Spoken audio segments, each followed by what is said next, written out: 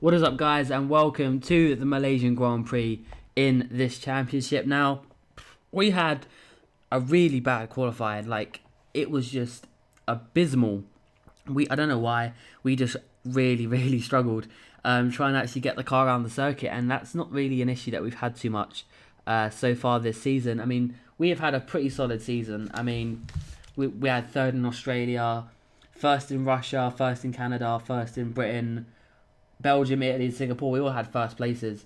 So, I mean, hopefully we can get off to, a bit of a better start than where we qualified. But, I mean, I feel like I'm struggling here. I think it's one of the only tracks since Hungary and Monaco are the only two tracks I've struggled, and I feel like I'm struggling here. So hopefully we can actually do better than we did in either of those two races. Hopefully we can finish.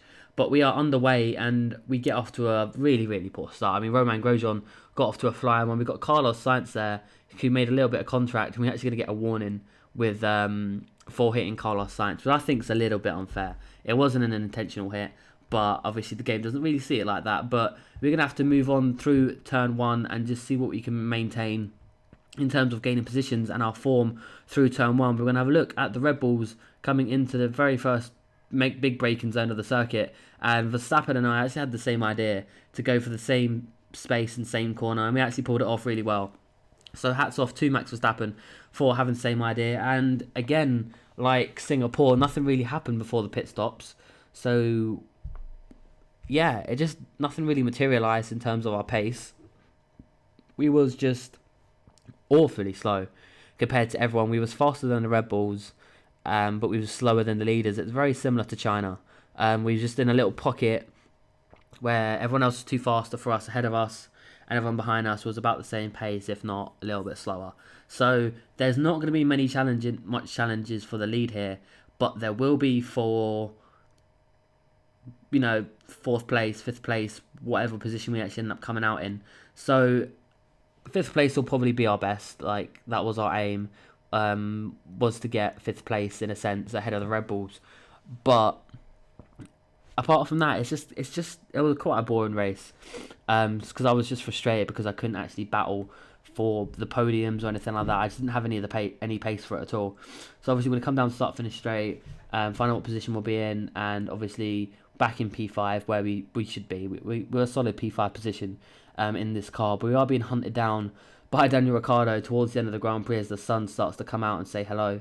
Ricciardo is actually really pushing us really hard, and he, as you can see, like, he's actually going to get the move done on us, which is kind of embarrassing because we don't have DRS, so we're just going to have to sit in his slipstream and actually use it against him, and we're actually gaining on him, which I thought was insane, just to show the straight line speed of this Renault is a lot better than the Red Bull, which is really weird considering I know it's a works team against a customer team, but at the same time, I don't think Mercedes are quite like that. I'm pretty sure, or like the Williams is faster in a straight line than the Mercedes.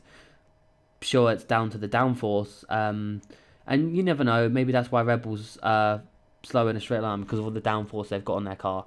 But at the same time, it's kind of a bit coy that Red Bull have really bad engines in engine reliability in terms of actual pure pace. But this time, we're gonna have to go around the outside, the long way round on Daniel Ricciardo, and just try and stick our nose up the inside. I think we may have made a little bit of contact as we go through, but I think Max Verstappen actually made it through on Daniel Ricciardo. But this is the last lap.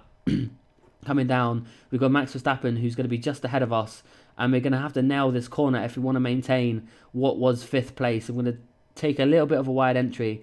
Max Verstappen, I think, isn't going to be under any threat from Daniel Ricciardo, but we managed to just about steal fifth place from Verstappen. He actually overtook us as we ran out of fuel, but it was a really boring race. I'm not gonna lie to you. I really didn't enjoy that. It's weird because towards the back end of the season, with your Malaysias, your Japans, your Brazils, I find them races so boring. But obviously with Mexico, USA, Abu Dhabi, like, I really enjoy them tracks. So the back end of the season, it starts off really well with obviously Italy's, Belgium, Singapore. I quite enjoy them. Then I have a bit of a don't like these. Then two tracks again, I'm like, yes, I love these. And then it gets back to Brazil, I'm like, can we not? But look at this guy, Kimi Räikkönen again wins. He's on a charge. He really is on a charge. and doing bits for Ferrari, getting a 1-3 in Malaysia, which isn't too bad. But yeah, it's going to be hit and miss for us. I think, considering this position, we aren't going to really challenge for the drivers as much as it looked like we was going to. If we have another race like this, I think that's pretty much going to be it for us, because we just can't keep up with everyone else. I mean, we're still ahead of Lewis Hamilton, which is encouraging, but at the same time, I don't think it looks likely. But anyway, until next race, guys, it'll be Japan. I'll see you then. Bye bye.